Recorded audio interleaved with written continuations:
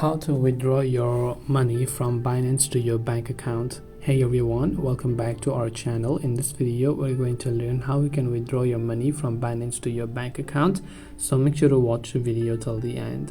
In order to withdraw your money from Binance to your bank account, you basically have to open up the Binance application here. Then once you launch the Binance app, let's say you're trying to withdraw crypto or fiat currency, because you can only receive fiat currency on your bank account. What you have to do is simply go to portfolio, and here you will see your total balance. Then you have to simply go to the withdraw option over here, right?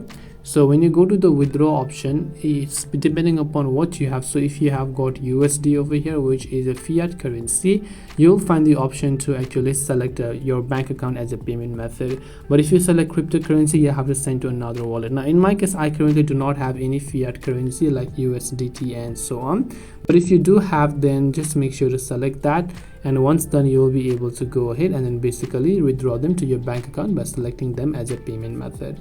This way you will be able to withdraw your money from Binance to your bank account. Hope this video was helpful. If you have got any questions, feel free to leave them down.